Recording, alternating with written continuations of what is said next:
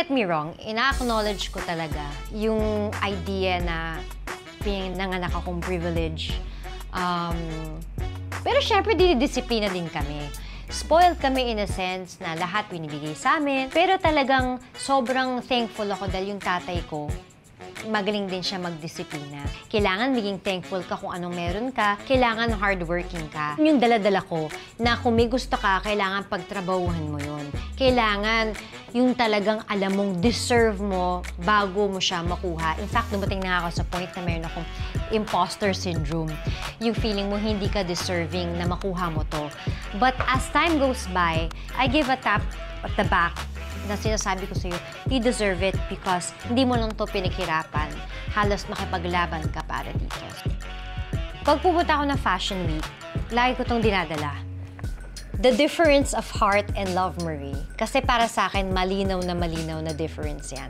Si Heart, yan ang pinanganak na artista. Dito nyo ako kilala. Pero nung pumunta ako ng Fashion Week, nagpagawa talaga. Actually, regalo to sa akin ni Judith Lieber, yung brand na to.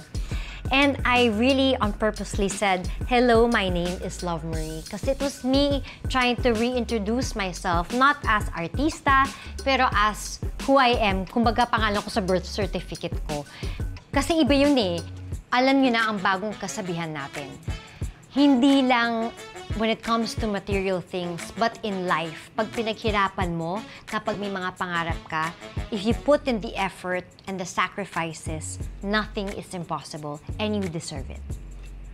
So, kung meron kayong mga moments, kung meron kayong gustong i-share, kung wala kayong kinakausap, kung nalolonely kayo, kung brinikan kayo ng boyfriend nyo, halika nandito po kami, available kami, i-chika nyo na yan online sa aming community. I hope you enjoyed seeing the world through my eyes. I'll see you again next week. At next week, nako, may drama. Medyo ito matinding drama at mga bagay hindi nyo nakita. If you know what I mean, you know what I mean.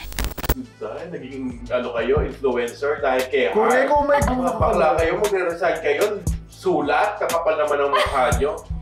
Pwede mo naman kausapin yung tao. Magagawa ba siya kung gusto niyo na siyang iwan? Pero sana namili kayo ng maayos na paraan. True. Hindi yung yun naman yung tao. Kaya kayo nakilala dahil kay Heart. Tandaan niyo yan. Hindi kayo makikilala kung hindi si Heart yung nayusan nyo. Now that I'm alone, it's really not about other people. You know, it's about like, they really destroyed my inner joy and how bubbly I was, how I was so carefree, you know?